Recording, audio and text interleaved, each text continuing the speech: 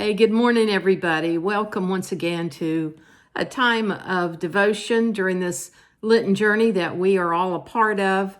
I'm reading today from Focus Moments is the book, and it's a short, concise devotion about truth, action, and love, and I'd like to share it with you. The author is Preston Tama, T-A-M-A, but he writes that he thinks everybody is like him, that they have life all figured out, and that they enjoy keeping their minds closed so that no other ideas get in and upset and mess up the already preconceived notions.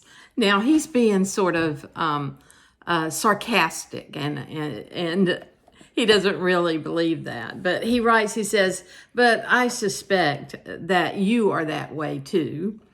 He says, like me, you tell people that you're open-minded. And like me, you probably are. So that means you accept everyone, no matter how far in their beliefs, attitudes, and actions are from your own. So he still has that air of being sarcastic. And he knows that we all think everybody ought to think the way that we do. But then he says, how far does your love go? Can you accept the love that one who has caused you a great deal of pain? Can you accept the love of that person? Can you offer love to the most hardened person that you know? Maybe they are in the workplace or you have to deal with them on a regular basis. Can you accept them? Do you overflow with love when you're dealing with others but have trouble looking at your own imperfect self in the mirror?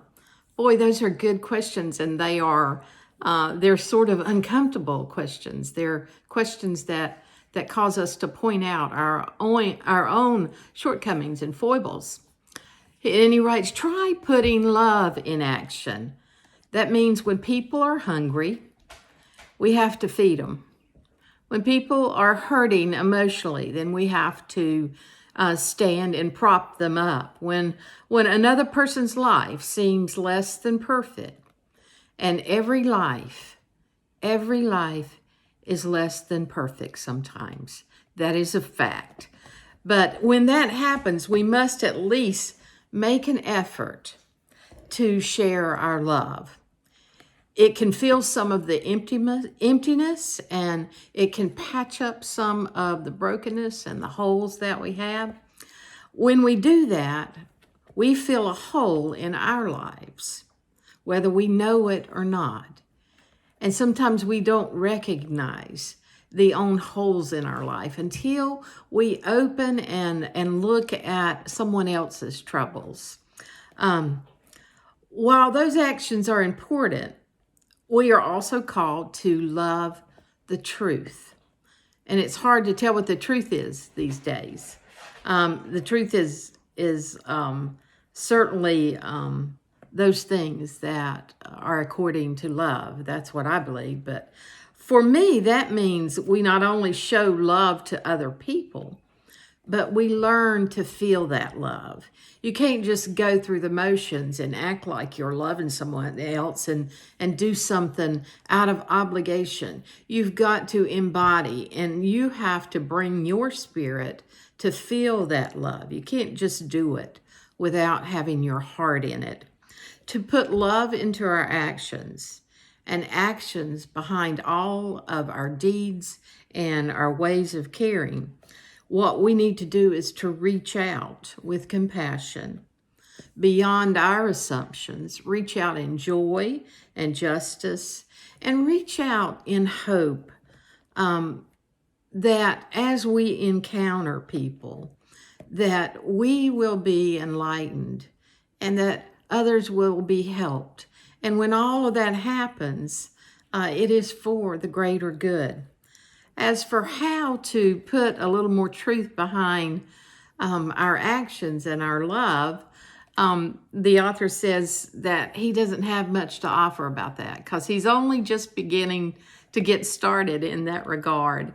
I guess we're all like that. We're not experts on giving and loving, but we're trying. We're hoping to become that way. But he does say that he thinks practice is the key. And I think that is probably true. Practicing acts of love. And it's kind of like picking up the phone. They tell you when you answer the phone that you answer it with a smile on your face. And it becomes a part of your personality when you do that. So it is practice. When we practice acts of giving and of loving others and of serving others, then we become that and we embody that same spirit.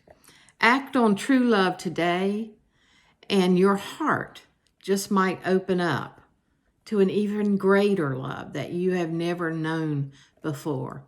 I pray that that is so through this time of Lent, and I hope that you have a good rest of the day. God's blessings be with you. Thank you.